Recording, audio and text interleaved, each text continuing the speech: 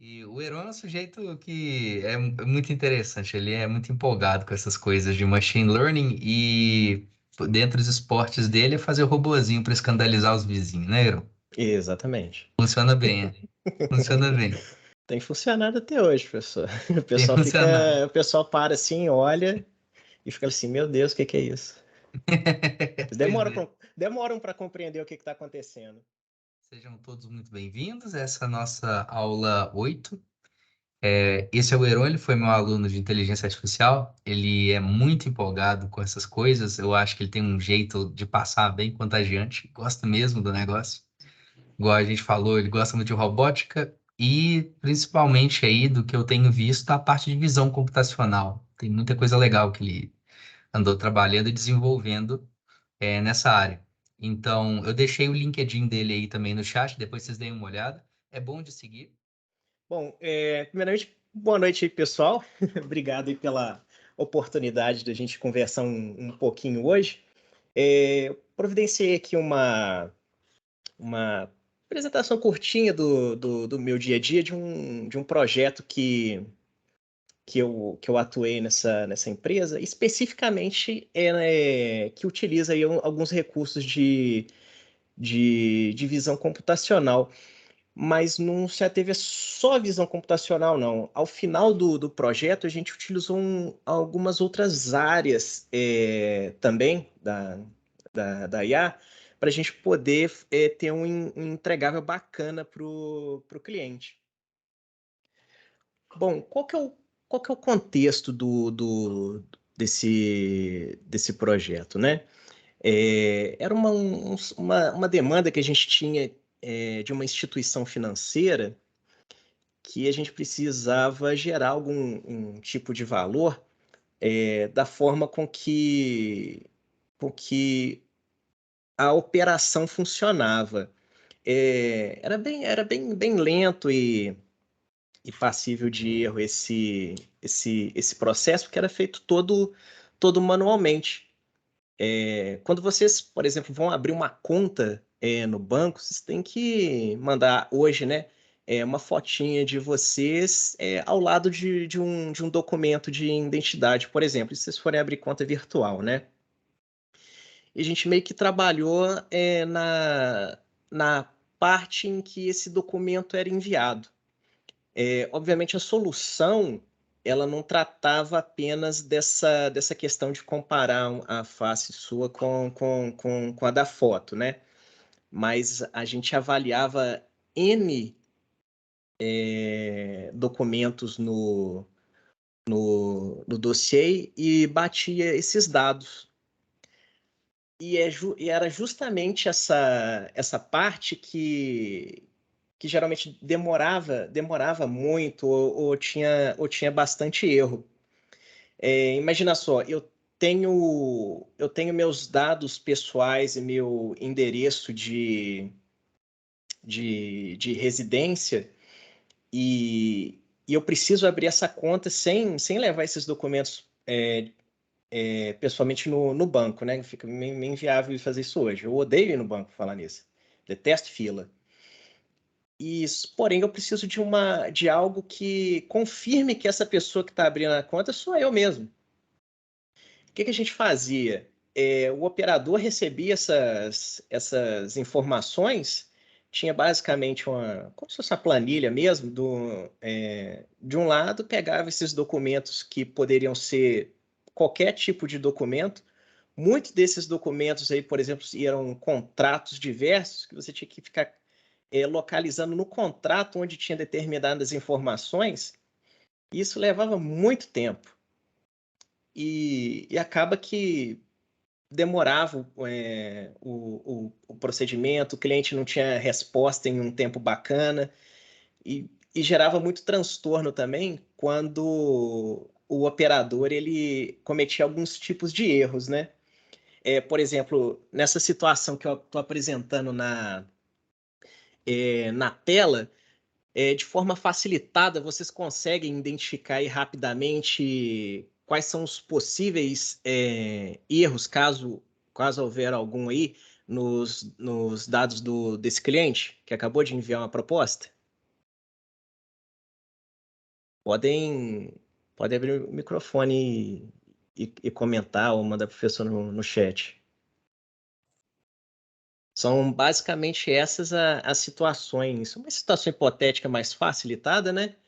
Que ocorriam nesse processo. Então, a gente entrou com essa solução, né? Desenvolveu essa solução justamente para atacar essas questões de validação.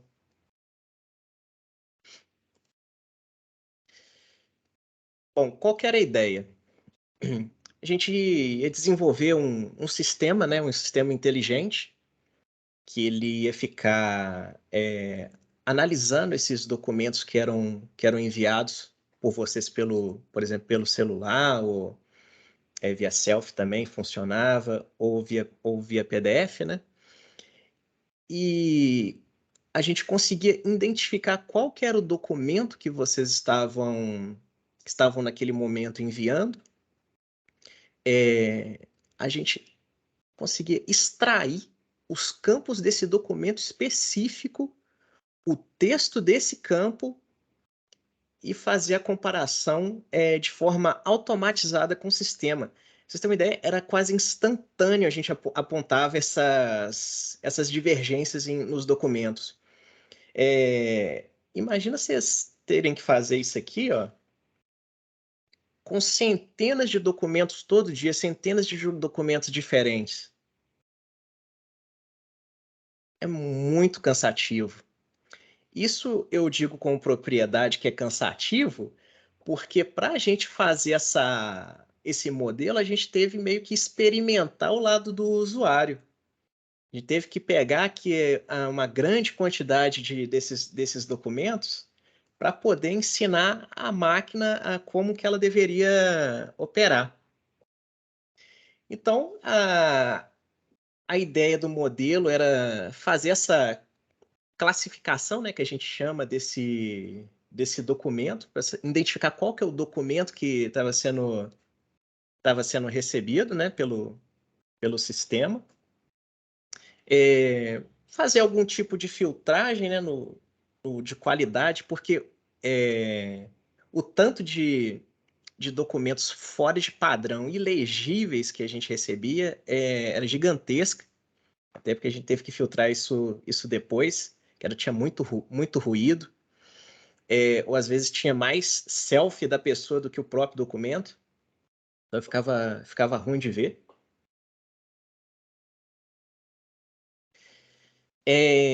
Uma vez que a gente fazia essa classificação, a gente passava escalonava, né, para um segundo modelo que era específico desse documento. Por exemplo, tem um CNH, né? Então eu tenho os campos padrão do CNH, onde que ele detectava, por exemplo, o nome,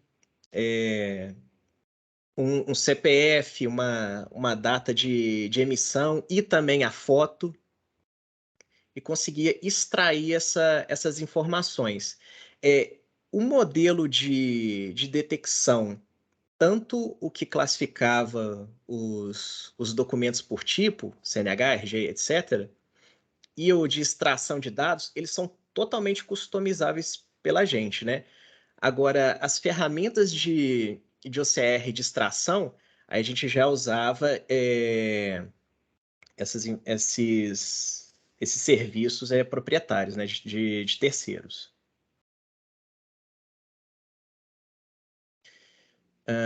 Aqui, basicamente, eu mostro aqui para vocês aqui como que funcionava aqui a ideia do sistema, né? Eu tenho uma origem desse documento, que pode ser o PDF que eu comentei, que inclusive tinha um processo à parte, porque o PDF geralmente vinha várias páginas, então a gente tinha que converter essas páginas para imagem, para ficar no padrão. E essas imagens aceitáveis aqui, né, que é o JPEG, PNG, TIFF, que são mais comuns. Uma vez que a gente recebia essas imagens, esses arquivos, aí começava a filtrar. Vamos ver se isso aqui está com qualidade aceitável, né? Porque tem limite para as coisas. Eu não consigo, por exemplo, extrair um nome de uma pessoa se tiver ilegível. Basicamente, o modelo vai funcionar, vai simular também a característica de uma pessoa, né? Mais rápido e melhorado a percepção, mas se você, por regra geral, se você não consegue enxergar o que está escrito, ele também não vai conseguir. Então a gente colocou aqui algumas restrições de qualidade, né?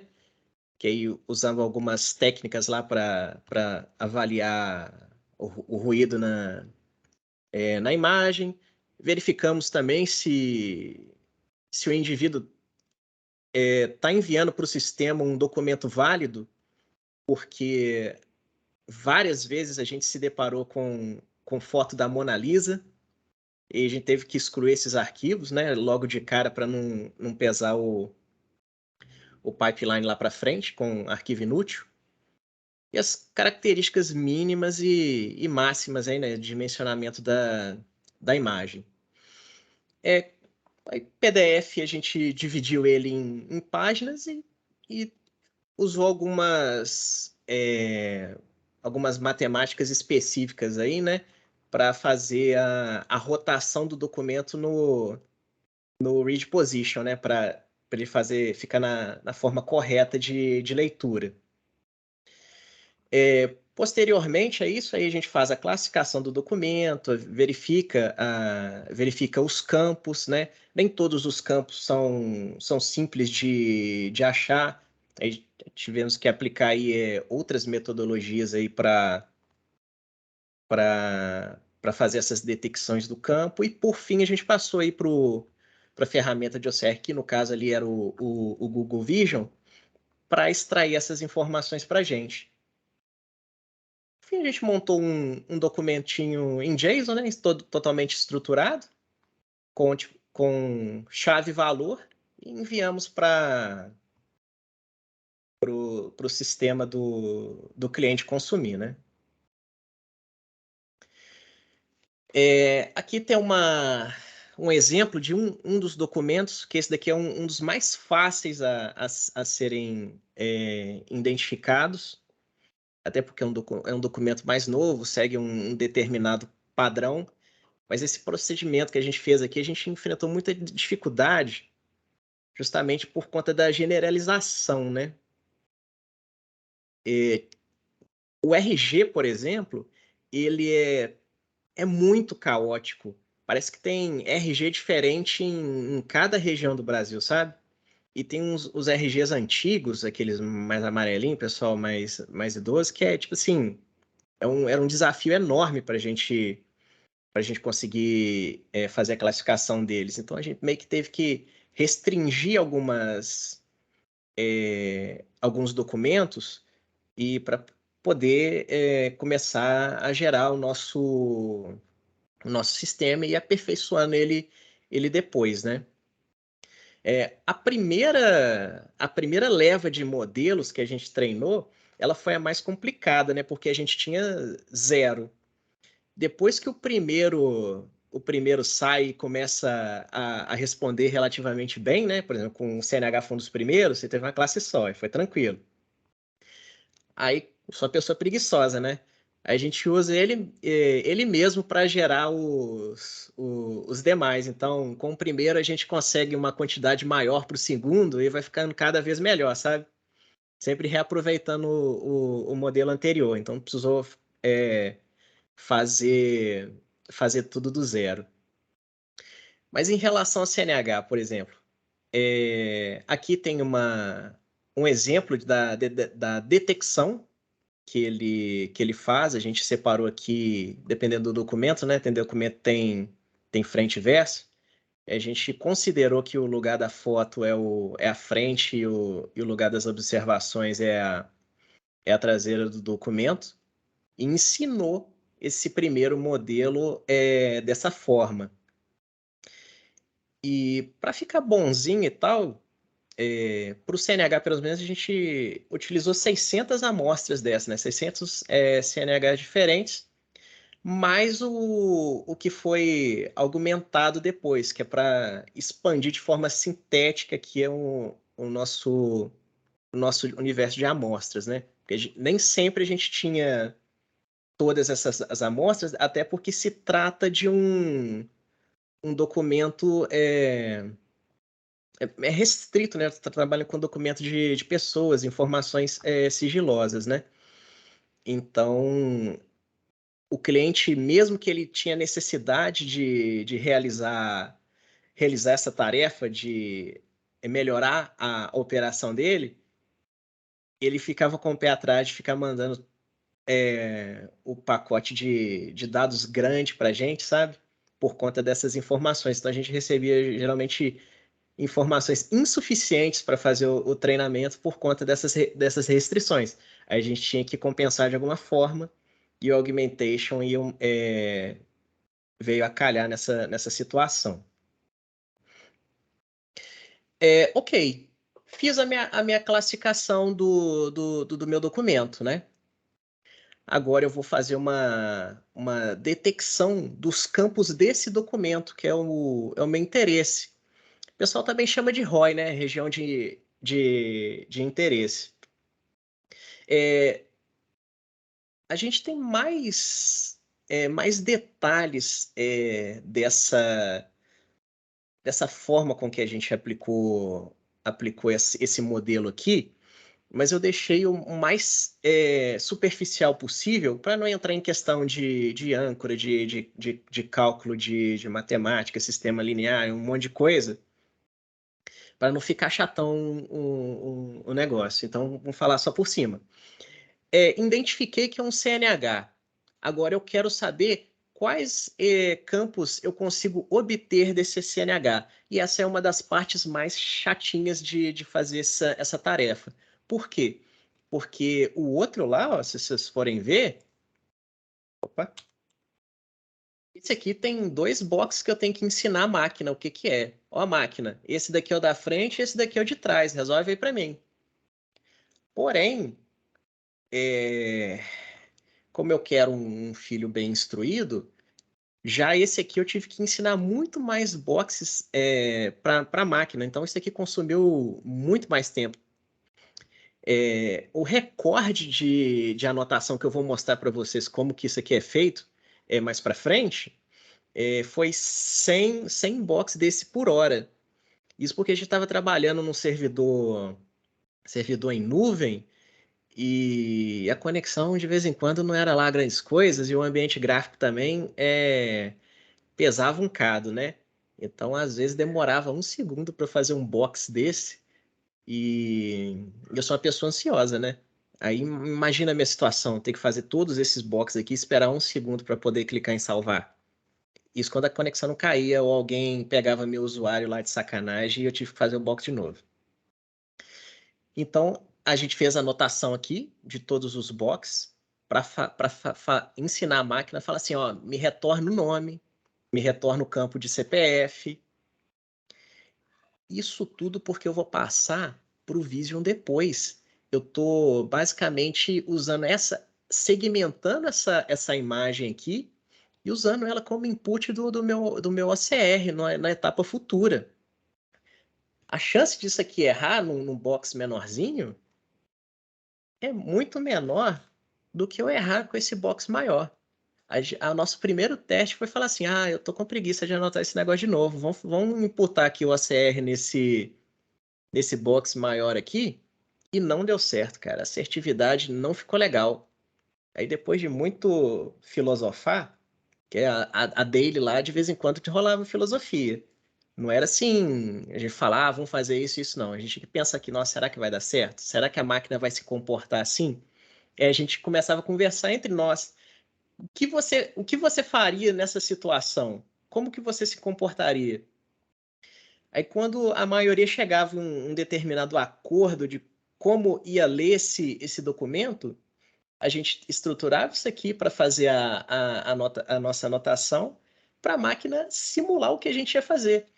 E graças a Deus, ela entendeu que essa é uma forma bacana de extrair esses campos. E a gente seguiu assim.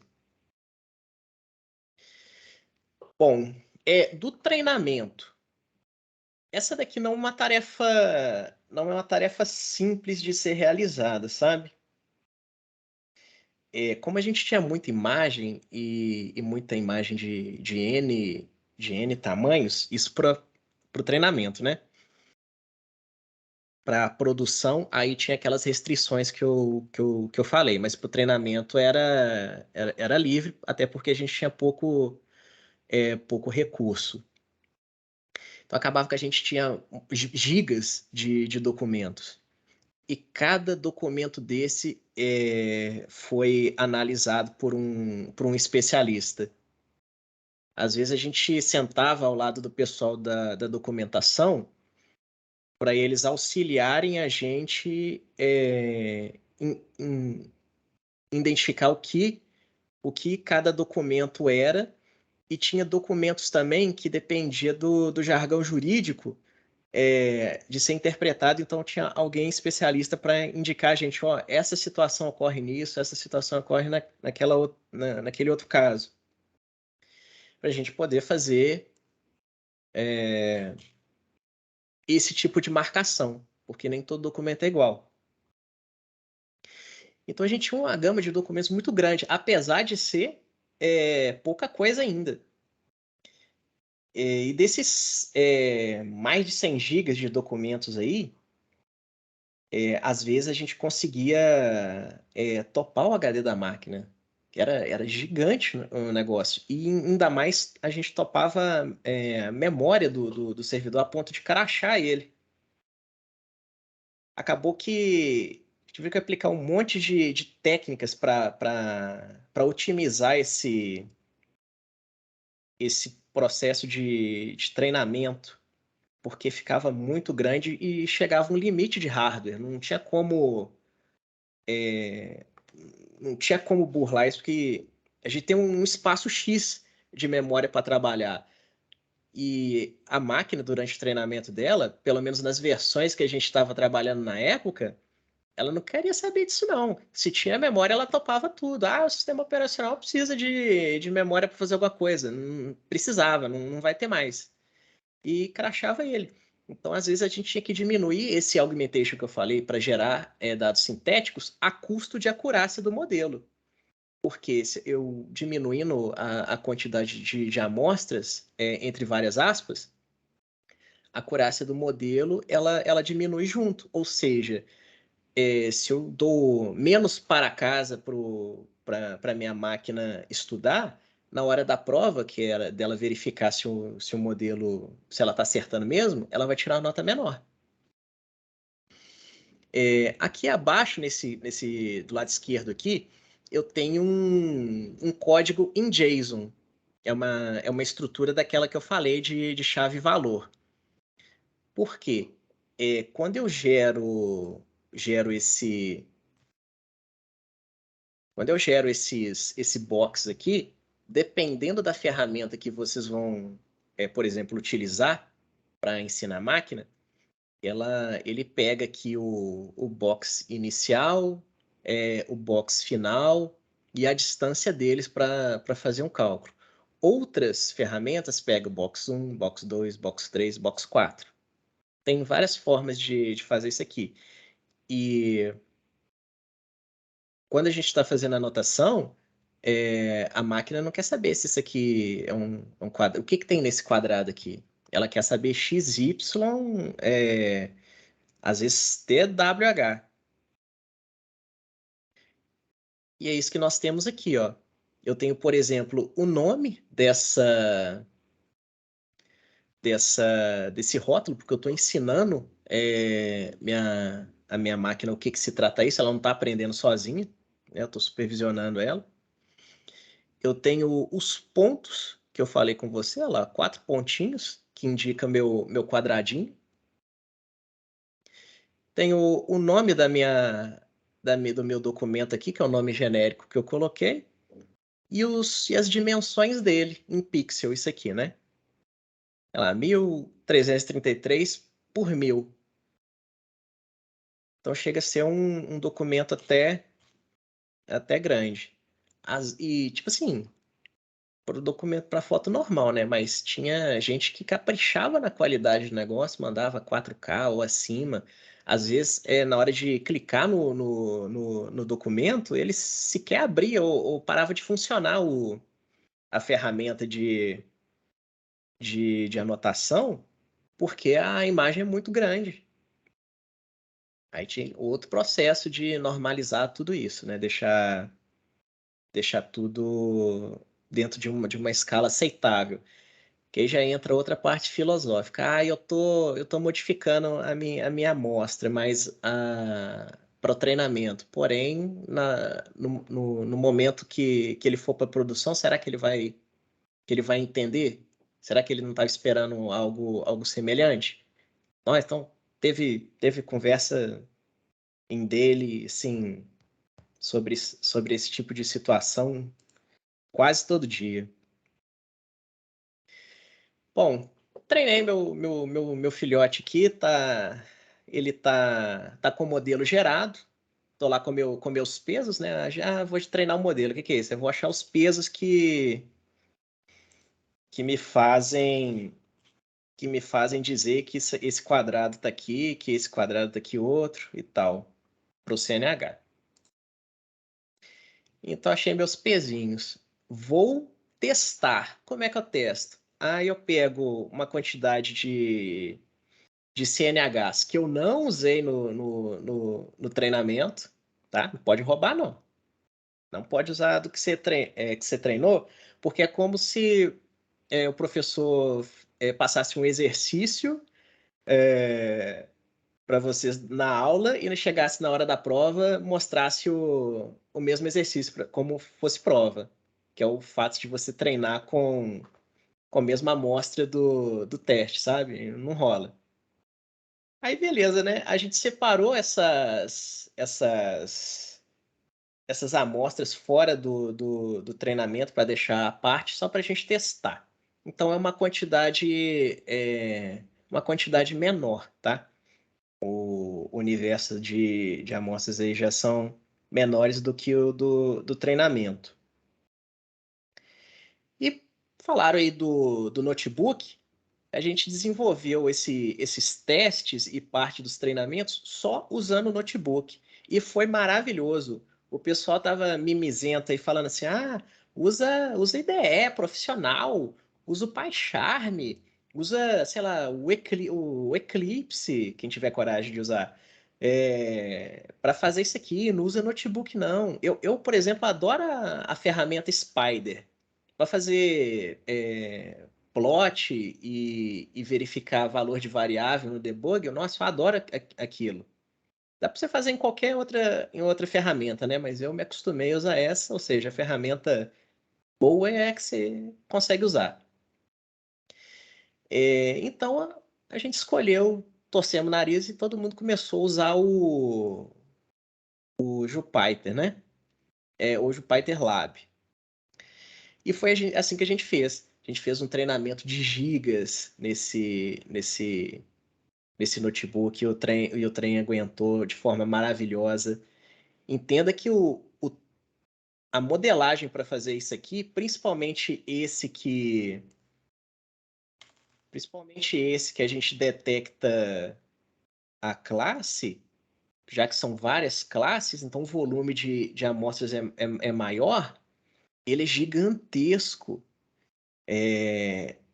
Ele ficava, tipo assim, a gente começava na sexta-feira, eu odeio fazer coisa na sexta-feira de noite, e dava start nele no final do dia, aí começava a carregar em memória as coisas, né? Aí ficava pá, carregando, tipo assim, demorava 1 hora mais ou menos. E na segunda-feira, isso no final do projeto, né? Na segunda-feira o negócio estava finalizando ainda, sabe? Demorava, tipo assim, antes da hora do almoço, tava um modelo saindo do forno. Mas é para vocês terem ideia do tamanho da coisa. Era gigantesco. É tão gigantesco que já dos servidores que a gente tinha disponíveis para utilizar lá, por exemplo, o GCP, né, que tinha as placas NVIDIA parruda que eu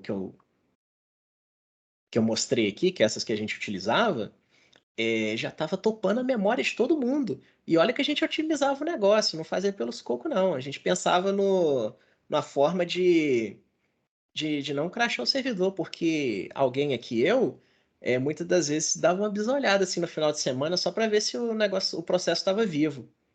E quantas vezes eu olhei que o processo estava vivo, falei lá no WhatsApp do grupo da empresa, ó, tá rodando legal.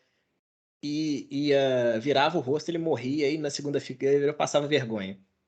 Acontecia direto isso, cara.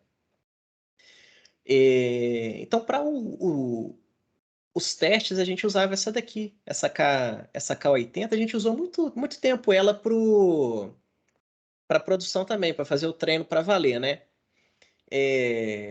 A questão dela é que, além dela ter a memória limitada, ela era lenta, né?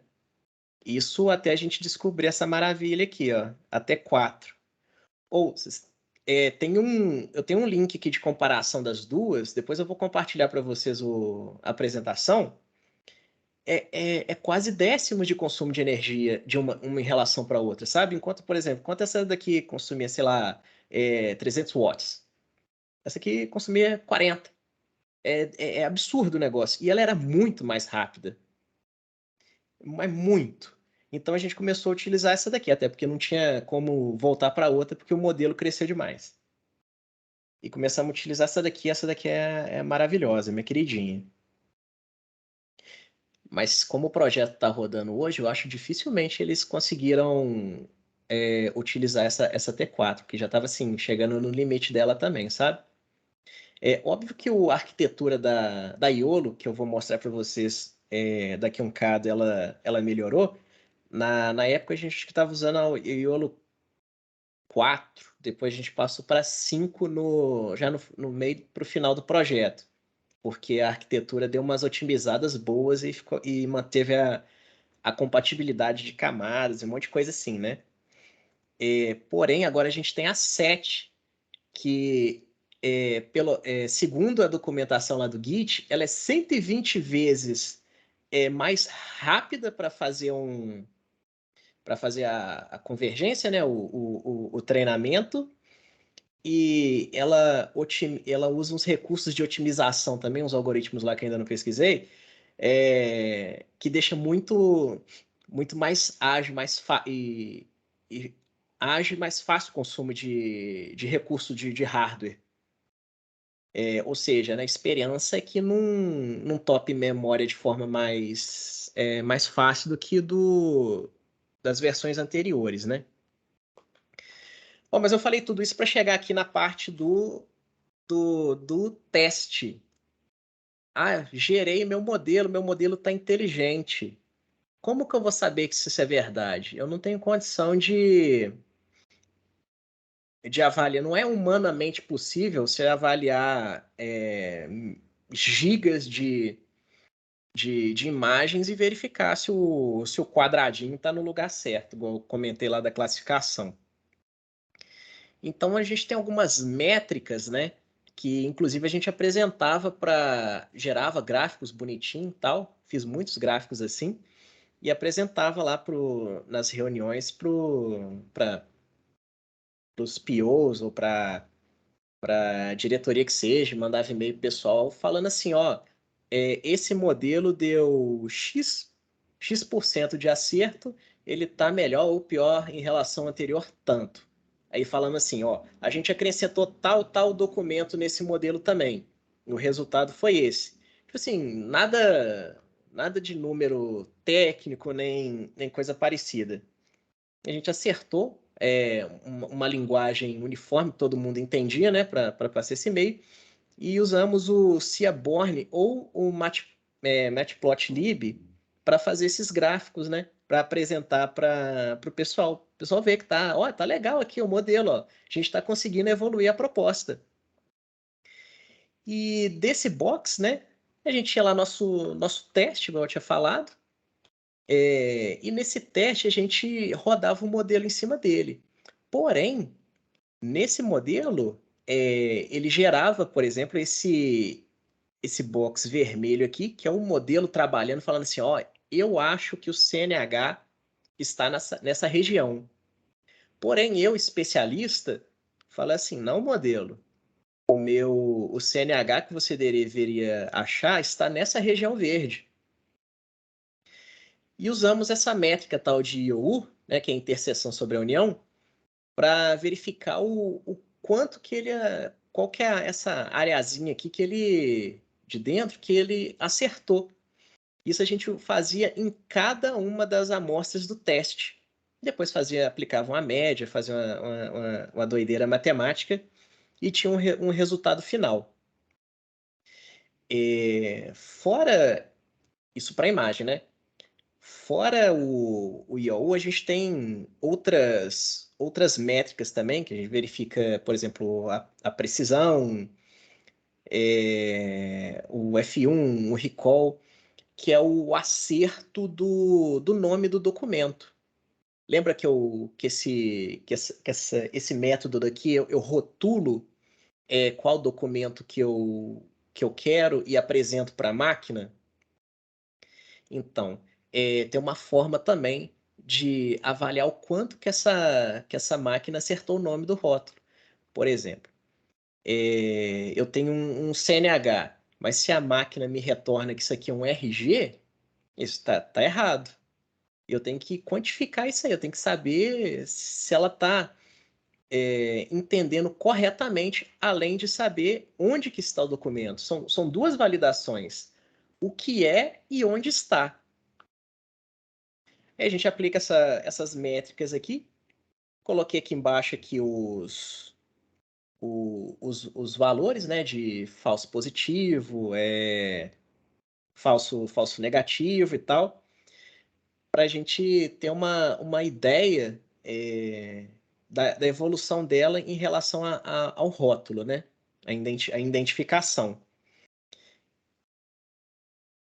E a mesma coisa, a gente plotava gráficos, colocava as informações do que acertou, do que errou, do que era esperado, e fazia um reporte bonitinho e mandava pro pessoal por e-mail. Beleza.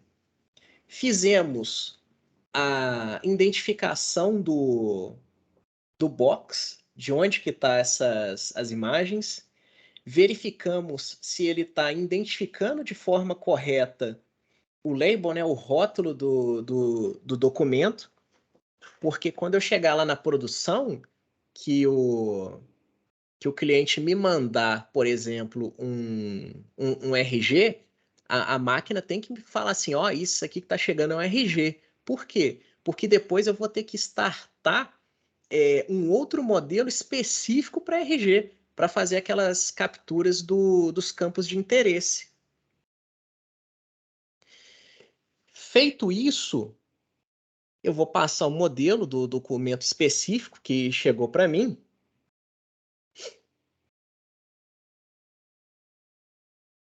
e vou extrair as regiões de interesse. No que eu extrair as regiões de interesse, aí vai para o penúltimo passo, que é onde nós vamos aplicar métricas de texto.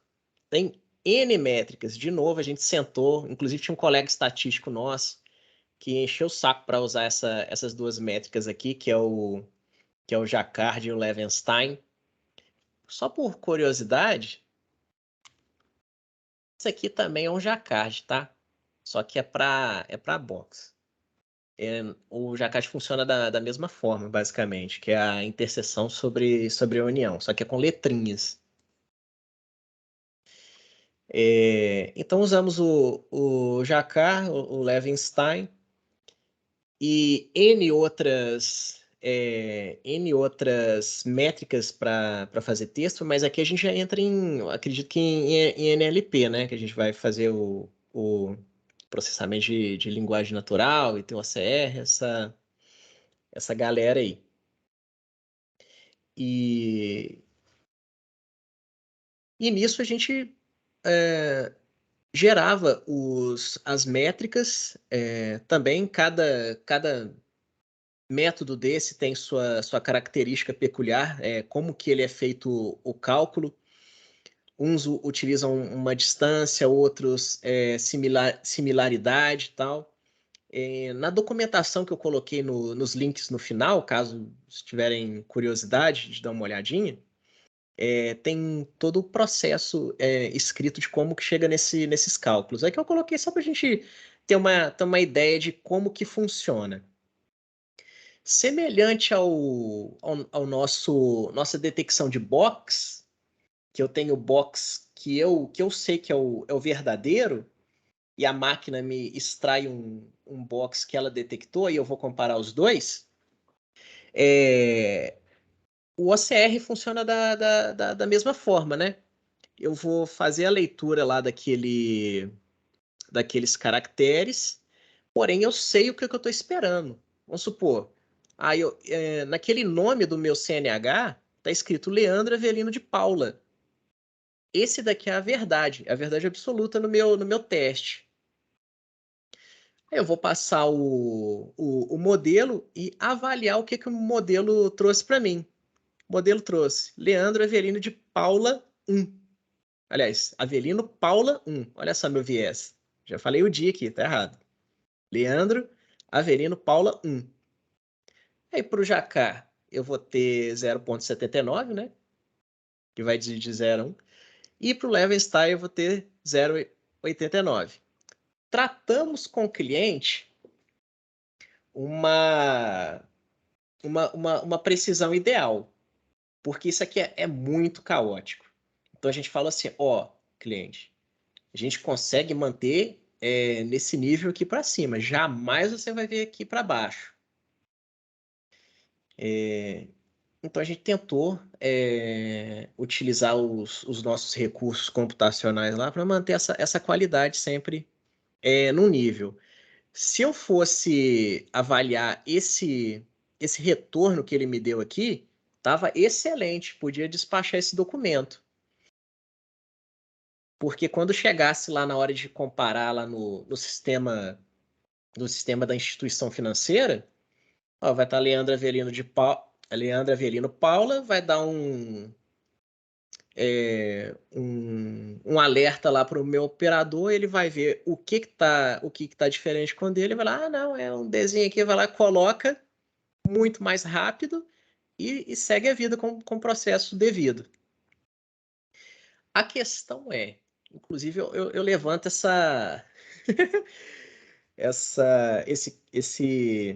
esse alerta aí, esse pedido de ajuda de socorro para o professor também. Porque para fazer o ground truth para validar o OCR, a gente tem que pegar uma planilha do Excel, imputar todos os dados na mão de forma correta para a gente poder fazer a comparação. Ele não achou nenhuma metodologia para validar o OCR que fosse, tipo assim, não fosse maçante, não fosse manual. Uma vez que a gente faz, beleza, mas para fazer 600,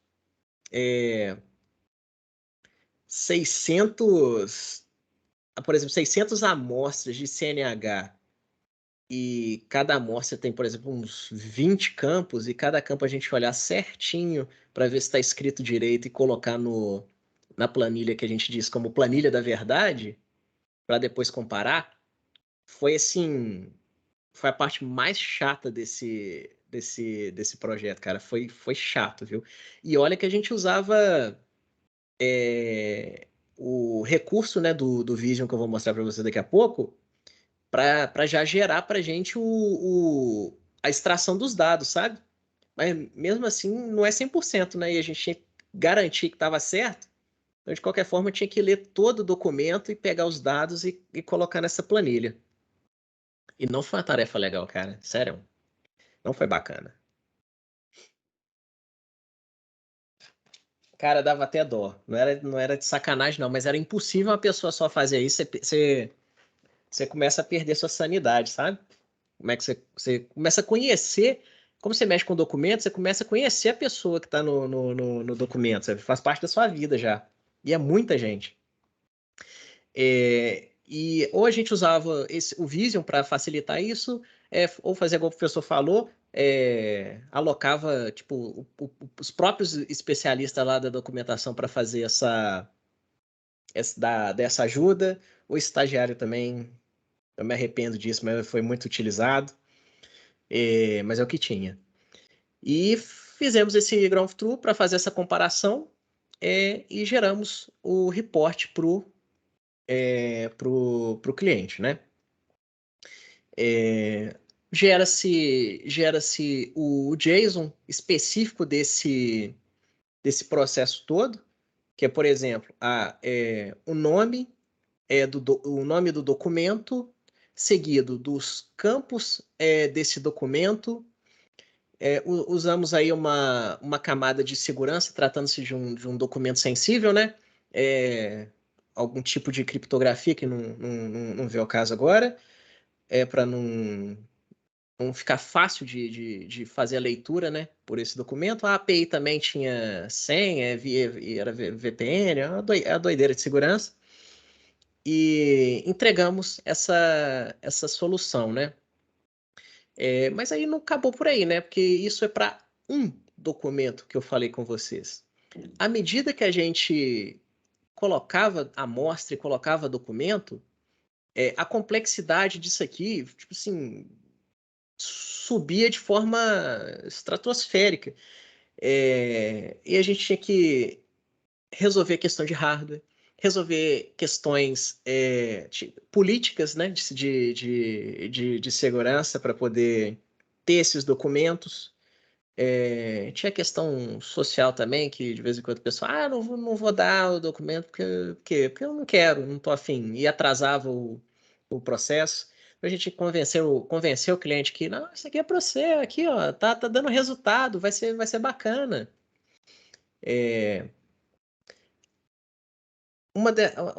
Das dificuldades que a gente teve foi essa, viu? Foi a questão do hardware, a questão da filosofia de como tratar, de como ensinar o modelo e a questão social de educar o cliente da gente, porque o cliente não sabe o que é inteligência artificial, ele não quer saber disso.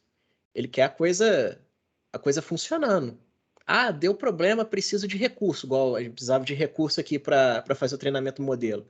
Ah, mas resolve aí vocês. Não, mas eu preciso dos seus documentos. Não, mas isso aqui é documento de pessoas, a gente não pode enviar. Aí se não enviar, não tem como fazer. E de vez em quando ficava nessa, sabe? Então, uma etapa bastante importante foi essa de fazer a própria conscientização e educação do cliente que pediu a solução quanto ao que é inteligência artificial. Aí o pessoal da operação também.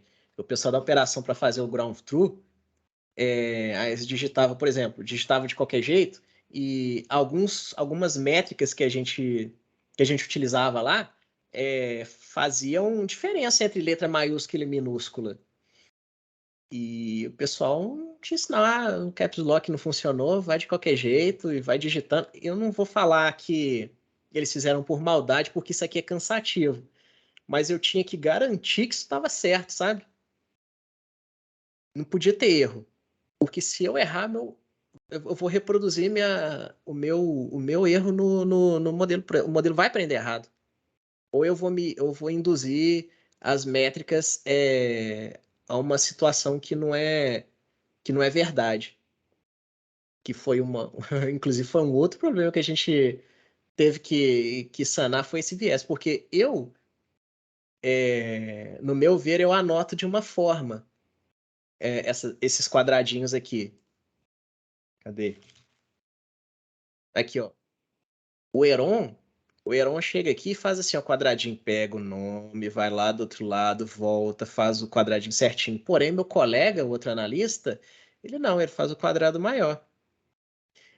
E dependendo do documento, qualquer pixel de diferença aqui, ele já começa a detectar o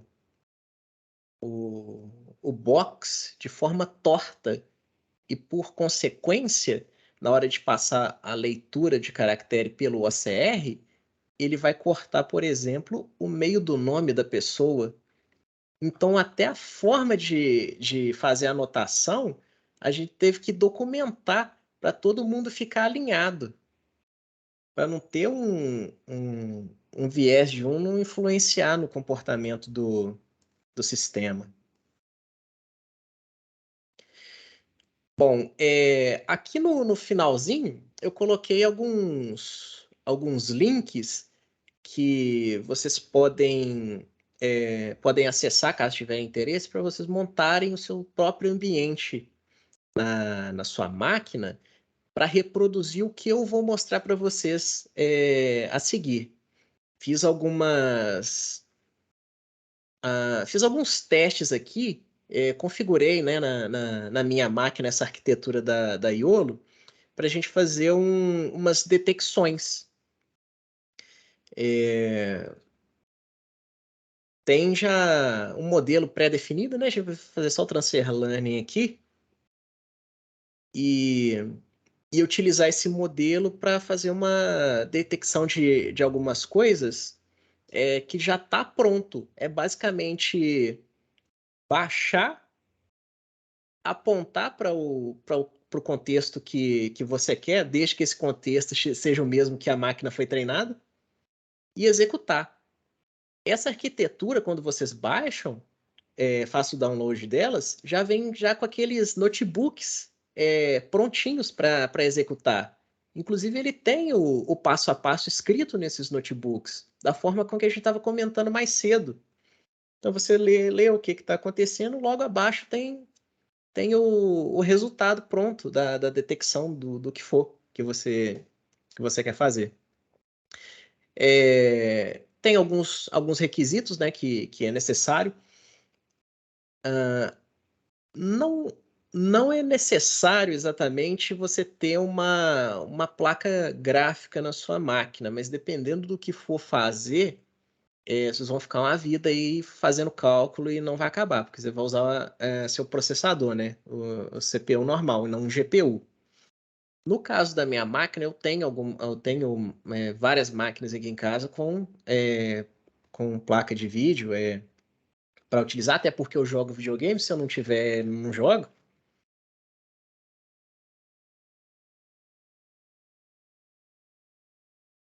E quando eu não estou me dedicando aos jogos, eu estou fazendo meus experimentos, né? Depois vocês podem procurar aí por CUDA, que é o recurso que a gente utiliza aí para fazer esses treinamentos em GPU. Ou se vocês estiverem em um ambiente tipo o Google Drive, vocês vão achar também algo escrito como TPU, que afinal das contas é a mesma coisa. Aqui os comparativos que eu tinha comentado aqui sobre o consumo energético dessas placas entre a K80 e a T4. Entenda que a gente está muito preocupado com o consumo de energia, mas sim o tempo de processamento dela, que foi otimizado. Porque quanto mais tempo ela fica processando, mais caro fica o treinamento, porque a gente, né, fica pagando enquanto o sistema tá ativo, tá jorrando dinheiro na torneirinha. A gente parava o treinamento, pausava o servidor, pegava o modelo, vinha para um outro servidor de carga menor e fazia a validação.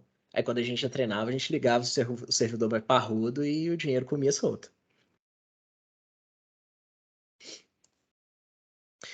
Aqui eu comentei sobre as métricas, né, de validação. Todas elas aqui, a maioria da biblioteca Scikit-Learn, do Python. Tem o site, inclusive nesse site interessante, que além de ter o método, tem a metodologia de como que foi desenvolvido, qual é a matemática por trás disso aí. Como que ele chega nesses cálculos e quais são as diferenças, por exemplo, do Jacquard com Levenstein, se ele considera maiúsculo, se ele considera minúsculo. É bem interessante. Você fala assim, não usa esse aqui não por causa disso, disso e disso. É bem bacana dar uma lida. Aqui tem o meu xodozinho, o OpenCV também. Vocês podem pesquisar lá várias formas de se manipular imagens, de trabalhar com imagens. Dá para fazer um monte de coisa. Inclusive, de vez em quando eu faço umas gracinhas aqui de fazer uns desenhinhos, fazer alguma arte assim quando eu tô inspirado. O Google Vision, que inclusive eu acho que eu vou mostrar isso aqui para vocês agora, que só para vocês sentirem como que funcionou meu dia a dia lá de validar esse OCR. Aqui tem algumas informações minhas de contato. Se precisar de alguma coisa, vocês podem me mandar ou no Instagram direto, que é aberto, ou manda lá no LinkedIn também, se puder ajudar em alguma coisa. Eu vou fazer o input do CNH aqui para o servidor. Isso a gente fazia chamando a API, né? A gente tinha a chave e tal, e fazia o input desse documento e esperava o retorno em JSON. Uhum. Não sou um robô. Será? Cadê? Aí. Deixa eu ver. Território Nacional, República, BR, carteira. Agora sim, ó. Isso aí. Nome e sobrenome e nome social teste. Isso aí. Esse daqui é o resultado lá daquela nossa tarefa que a gente marcava todos os quadradinhos. É justamente para ajudar esse cara. Aí a gente enviava os quadradinhos para ele, a gente montava, né, uma imagem sintética só com os campos de interesse arrumada direitinho e disparava aqui. Aí o que acontece? Aí ele trazia para gente aqui os campinhos em texto. Aí o que o Eronzinho fazia? O Eronzinho vinha aqui, ó, pegava aqui CPF, ia lá no Excel, colava o CPF. Pegava a nacionalidade brasileira, isso dava para gerar na coisa toda, né? Mas os campos que não são fixos, eu tinha que pegar aqui, colocar lá e conferir se estava certo, sabe? E essa é a parte trabalhosa que eu estava comentando com o professor. Isso para o primeiro modelo. No segundo modelo ficava mais fácil, que a gente usava, por exemplo, ele mesmo para anotar as próximas imagens, e isso facilitava um tanto, viu? Ele fazia os scriptzinhos lá no notebook, boa, e ficava tranquilo. Mas isso daqui, cara, toda vez que chegava um documento novo, era tristeza. A gente olhava, o analista olhava um pro outro e falava assim, poxa, tá foda, hein? E a gente fazia. E saía uma coisa boa, e o projeto foi entregue e ficou topzera. Ficou muito top. Bom, era esse aqui que eu queria exemplificar para vocês. Agora vamos para a Iolo. Vamos dar uma olhadinha aqui na Iolo. Acho que antes de mostrar a Iolo, professor, e fazer uns testes aqui, eu vou mostrar a parte chata primeiro, que é anotar a Iolo, viu? Só para ele Fique à sentir, vontade. sentir na pele aqui como é que faz o negócio. Valorizar quando vocês estiverem aí mexendo com o pessoal da engenharia de IA e tal, você falar, tadinho do menino, vai ter que anotar 1 milhão de vezes esse negócio aqui. É assim que a gente fazia.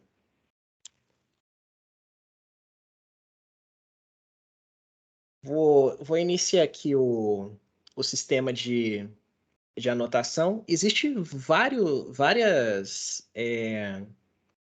ferramentas dessas, né, de anotação, de rótulo, né? E cada ferramenta dessa, ela exporta os seus dados de anotação específico para uma determinada arquitetura. Nem toda rede vai entender a linguagem com que esse sistema ele gera. Então, você vai ter que adaptar aí a ferramenta à necessidade fim do modelo que vocês estiverem usando. Por exemplo, teve uma época muito obscura que a gente usava XML em vez de JSON. E era bem triste, porque a gente tinha que gerar o XML e converter para o JSON para ela entender o que a gente estava fazendo. Vou fazer aqui a abertura do diretório de imagens.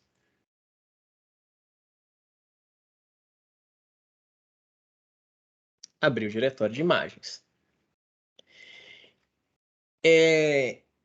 Esse daqui é o básico. Lembra quando eu falei que eu estava conhecendo basicamente todos as pessoas que eu estava mexendo com o documento? É por conta disso. A gente abriu o documento, tinha acesso a todas as informações dessa pessoa e começava os trabalhos de anotação aqui.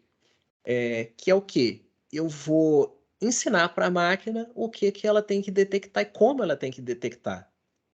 Aí, olha como que é complexo e como que é gratificante esse trabalho. Vamos supor, eu quero que a máquina me fale aqui, ó. O que é isso aqui? Aí eu venho aqui, ó. Vou colocar meu cursor em cima desse cidadão aqui. Ó. E vou falar assim para ele, ó. Person. Olha isso. E esse é o trabalho de quem trabalha com a inteligência artificial. Quase 70% é isso aí. É o processo de anotação. Cara, imagina fazer isso 1 milhão de vezes durante 8 horas no seu dia. É basicamente isso aí. Aí tem a filosofia ainda, porque tá vendo aqui que o braço dessa senhora tá na frente do moço? Ou esse moço aqui, ele só tá um pedaço do corpo? Para a máquina entender, eu devo ou não devo considerar isso aqui como uma pessoa? Quando tem um objeto na frente de outro, por exemplo, que a gente fala que é oclusão, eu devo pegar um pedacinho desse objeto, devo anotar assim? Porque o que eu fizer aqui vai ser o que a máquina vai me retornar. Eu vou anotar isso aqui, mas e aí? Qual que é o resultado? Então, várias vezes ocorreu da gente fazer um tipo de anotação, alinhar uma característica de anotação, treinar o modelo e verificar no teste e sair um trem nada a ver. E ela entendeu uma parada nada a ver. Ela vai pegar assim, por exemplo, sei lá, se tiver um pé, ela vai pegar metade desse pé aqui e falar assim que isso é uma pessoa e o resto do corpo vai falar que é outra pessoa. Ou se eu anoto essa mãozinha aqui, ela vai falar assim que essa mão é uma pessoa, essa mão é uma pessoa, essa mão é uma pessoa, essa mão é uma pessoa. Ou qualquer mão que tiver no frame, na imagem. Esse é uma dos problemas que a gente resolvia também durante nossas discussões filosóficas. É como que a gente ia ensinar ela. Feito isso, eu vou... Deixa eu só mudar aqui, vou salvar. Eu vou definir aqui para Iolo, salvei. Então, vou entrar no mérito das configurações da arquitetura do documento, tá? Só vou mostrar para vocês. Aqui é a mesma situação, tem uns cavalinhos correndo. Você vê aqui, tem 2 cavalos aqui sobrepostos aqui. Qual desses aqui eu devo considerar? E esse cavalo aqui? Eu tenho a metade de um cavalo para cá e a outra metade embaixo do outro. Eu anoto os dois separadamente? Eu ignoro esse daqui da frente e anoto o outro por completo? São esse tipo de feeling que a gente desenvolveu durante esse projeto, sabe? Aqui tem uma situação fácil de detectar pessoas. Eu detecto, posso pegar esse daqui grande, essa daqui depois. Por quê? Porque o contexto dela de eu fazer esse box aqui, chamar isso aqui de pessoa, e pegar esse outro box aqui e chamar de pessoa, muito maior do que eu pegar esse pedacinho aqui e chamar de pessoa. Tá vendo? Eu só tenho um braço dela aqui e o resto não me interessa. Então, se eu fosse anotar, eu ia ignorar essa senhora aqui. E anotar esse senhor aqui, que já tem muita parte dele na imagem, aparecendo na imagem, por exemplo, cabeça, braço e perna. Então, claramente você vê que isso aqui é uma pessoa. Aqui também você vê que é uma pessoa, mas você está vendo parte da pessoa. Isso aqui pode vir a dar problema daquela situação hipotética que eu comentei, de sair detectando todos os braços como pessoa. Aqui também uma pessoa. Aqui é a situação que eu tinha comentado, ó. Tá vendo que ela tá com com o mesmo blur, né? Com o mesmo ruído aqui que tá o meu background aqui da minha sala. Então, de vez em quando vi umas imagens dessa forma aqui, e se vierem dessa forma, a gente usaria uma tag específica lá e ignoraria essa imagem. Essa, não passaria no nosso filtro. Até porque não tem como você identificar a pessoa. Como é que você vai comparar um rosto da pessoa dessa forma? E muitas vezes os documentos também estavam assim, então você não tinha como ler nada. Estava ilegível. Se você não lê, a máquina não lê. A máquina se comporta quase da mesma forma que você, mas sem aquele critério do bracinho que eu falei, sabe?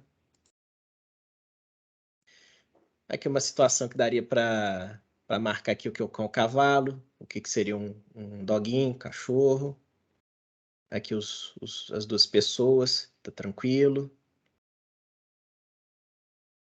E isso aí a gente fazia milhões de vezes. Milhões é centenas de vezes. Porque o milhões é a própria máquina fazer, porque a gente treinava ela para fazer isso depois. Que ninguém aguentava. Ups, fechei coisa demais.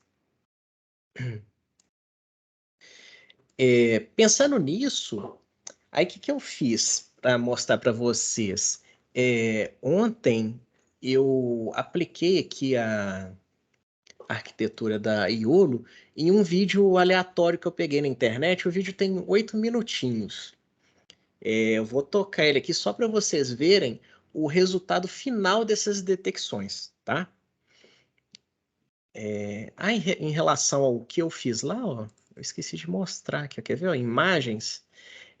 Todas essas anotações que eu fiz, elas geram esses documentos aqui. É um documento de classes, onde que tem o que eu quero detectar. No caso aqui é uma pessoa. Se fosse documento, ia estar escrito aqui CNH, ia estar escrito aqui RG, CPF e assim por diante.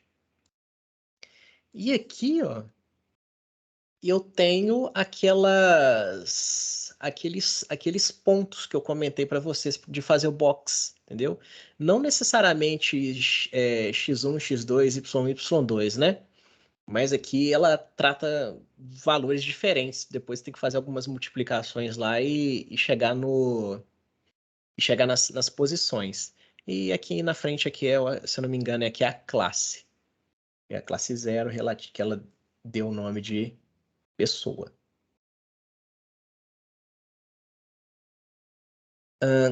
Quando vocês fazem aí o git clone, né, que vocês vão lá no repositório da Iolo e baixam a Iolo, ou seja, vocês clonam o repositório para sua máquina, vocês vão ter algo parecido assim, ó, essa estrutura aqui, ó, vai aparecer a pastinha da Iolo, correto? Toda a estrutura dela aqui. E olha que legal, se você vir aqui acho que Tools, isso. Dentro de Tools a gente tem, ó, aqui, ó, sabe o que é isso aqui? A extensão dos notebooks. A gente tem vários notebooks com os códigos prontos de várias situações que ela é compatível. segmentação, classificação, e aí vai algumas visualizações aleatórias que ela faz. Então já está tudo aqui pronto. Acessa com o seu notebook, abre cada um e corre para o abraço. Depois eu faço aqui para vocês verem.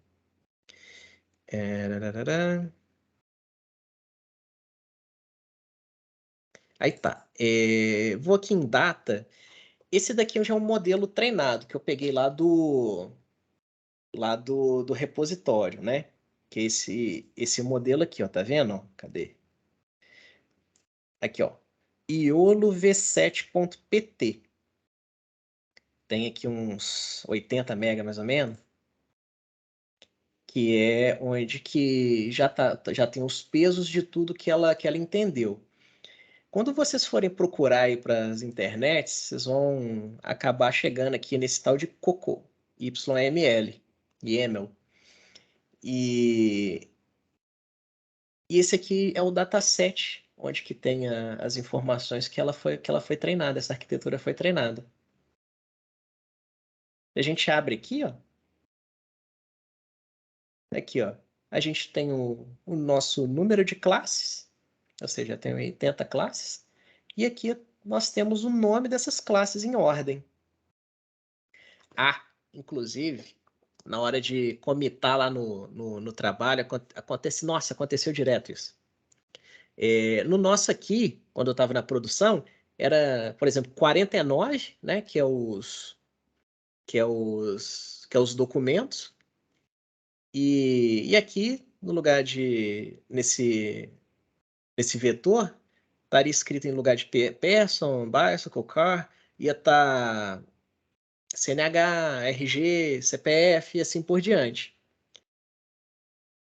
E você tem que respeitar a ordem disso, cara. Não muda seu vetor depois que seu modelo está treinado. Porque quando for aparecer um CNH e ele estiver na posição errada, ele vai aparecer lá com um labelzinho lá de CPF.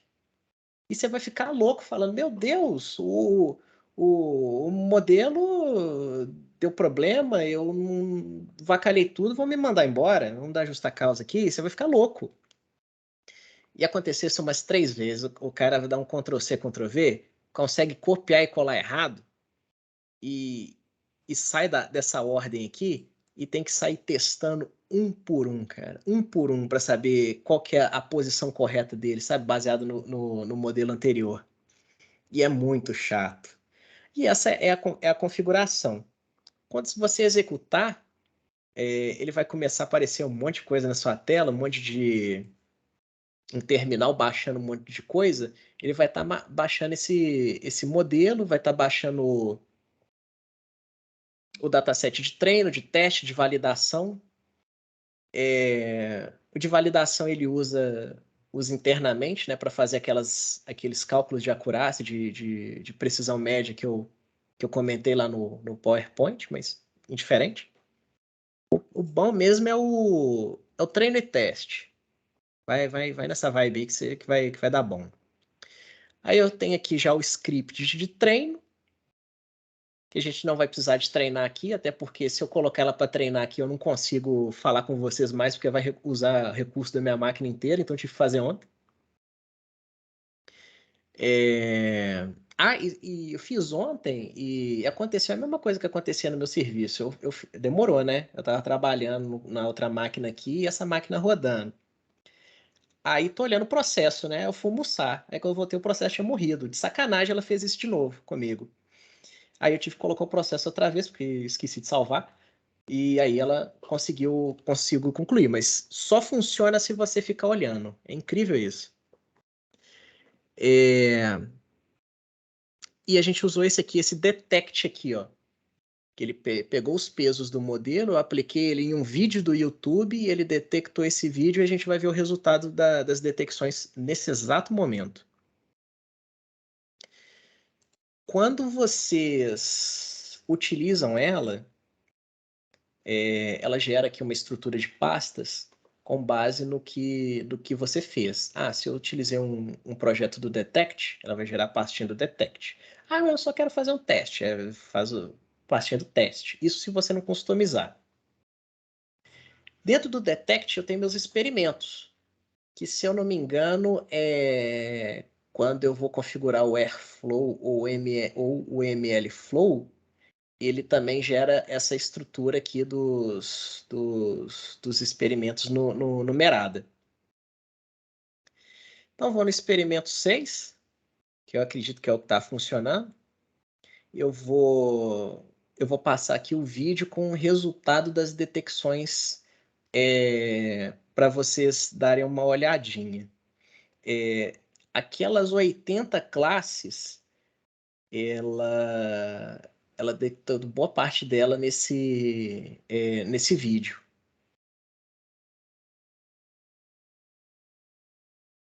Resultado da detecção. Quando vocês estiverem vendo o vídeo, vocês me falem, por favor. Ah, já tá dando para ver aqui, Heron. Tá, né? Bom, aqui eu tenho alguns resultados dessa detecção. Como vocês podem ver, ó, aquele boxezinho da pessoas, lembra que eu coloquei, que eu marquei lá, mostrei para vocês eu marcando? É justamente esse é o resultado que a gente tem. Só que em vez de ser vídeo, é um documento. Em vez de estar frame a frame, eu vou fazer o recorte dele e mandar para frente para o meu pipeline. Olha lá, olha o tanto de coisa que ela consegue detectar.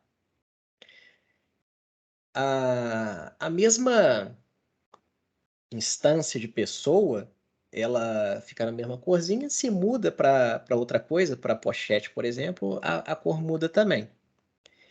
E eu tenho o nome da minha classe no canto superior esquerdo dela, falando do que se trata. Muitas vezes você não vai ver isso no frame, porque ele corta.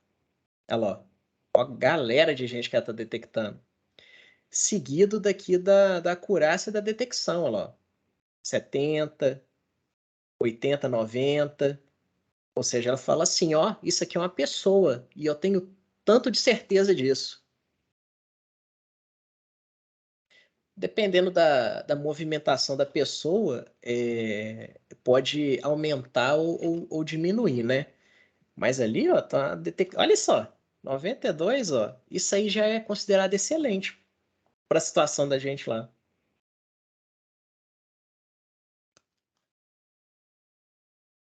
Mas quando a gente trata de IA, uma coisa que o nosso cliente estava pedindo é certeza.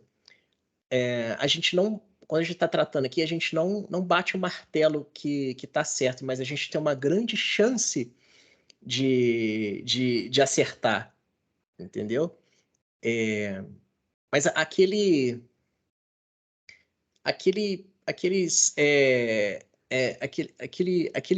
valor mínimo que está faltando para 100 talvez seja suficiente para causar uma catástrofe se eu deixar a IA sem controle.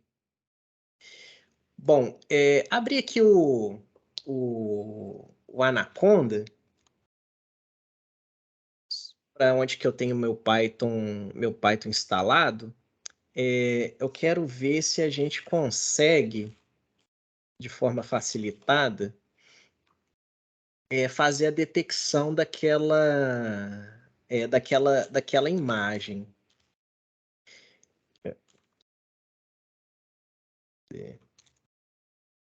É isso aí.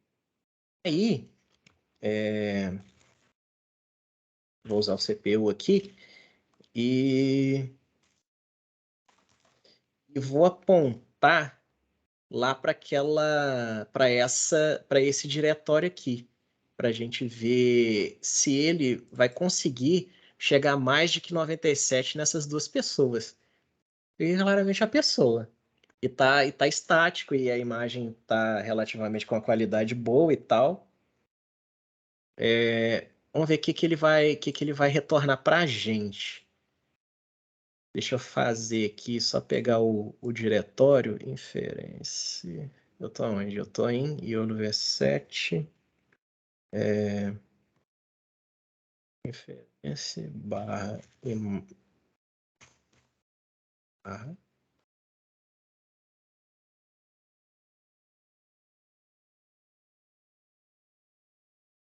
Imagens, barra, imagem 1.jpg.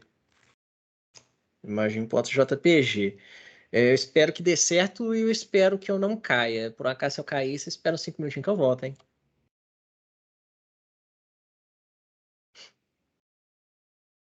Vamos ver aqui. Já executei. Já executei a tarefa. Vamos ver. Começou a carregar o modelo. Vamos ver.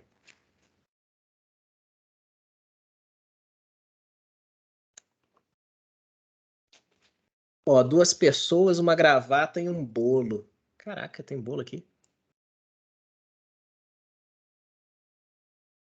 Bolo?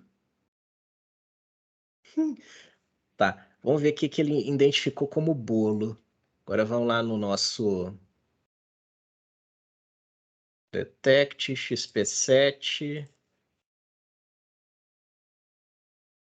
Ah, ele entendeu como cake a florzinha aqui, ó. Uma 88 de gravata e 97 de pessoa. E aqui embaixo, ó, deu claramente 90. Então, esse cara aqui, para ela, é menos pessoa do que essa moça aqui, ó.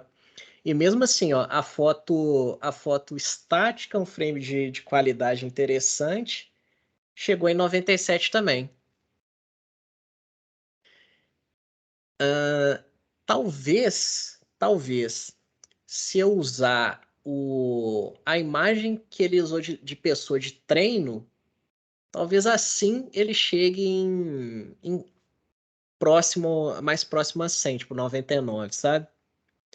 Tem hora que você passa o aperto com esse negócio. Quando eu faço teste aqui em casa, ele vai detectar a pessoa debaixo da cama, dentro do guarda-roupa.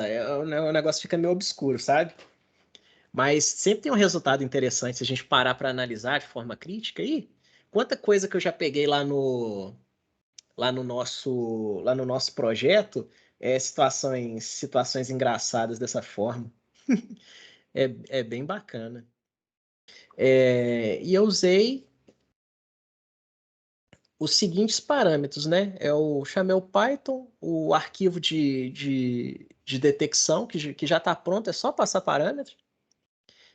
O device, que no caso aqui eu estou usando CPU. Se vocês tivessem GPU aí, com o driver instalado de forma correta, o que é a parte menos simples do processo, você ia só aumentar aqui os índices, ó.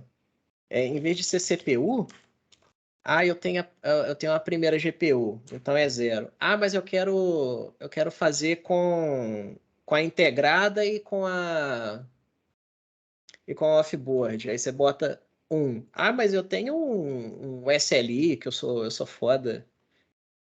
Aí você bota 2. E assim por diante, sabe?